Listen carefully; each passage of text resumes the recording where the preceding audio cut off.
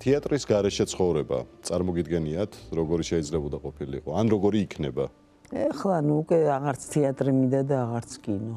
მითხარით ეს ინტერვიუს დაწყებამდე, რომ სახლიდანაც არ გავდივარ დიდი ხანიაო, ხო? რატო არ გადა? ეს ერთგვარი დეპრესია ხო არ არის, რომ არა, დეპრესია არ არის, ეს არის სიბერე. არ მინდა. რო გარეთ გახვიდეთ? მომბეზრდა. სიბერესაც ხო აქვს თავისი ხიბლი? არა, სიბერის რა ხიბლი აქვს სიბერეს, არ გადამწ. წლებს იხსენებ, ბევრი მოგონება. მე რაც კაია ეგა. რო იხსენებ რა კარგი იყო. ახლა რო არაფერი აღარ არის და ცუდია ყველაფერი. კაია? მაინც მგონია რომ თავის ხიბლი აქვს ყველა. არა, ხიბლი არაფერი არ აქვს. გასევდიანებთ წლების მატება? სევდა მოაქვს. ეს უკვე ბუნებრივი კანონია და მე ვერ შევცვლი რამდენიც არ უნდა ვისევდიანო.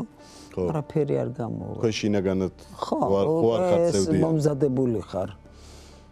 წლების განმავლობაში და იცი რომ ეგრე უნდა იყოს. როდესმე დაგიმალავთ ასაკი? არა. აი გაგიკვირდება და არასოდეს არ დამიმალავს. ყოველთვის გიამაყებოდათ რამდენი წლისაც იღო? არა, მამაყით შეიძლება არ ყოფილიყარ, მაგრამ ტყუილი არ მინდა, არ მიყვარს ტყუილები.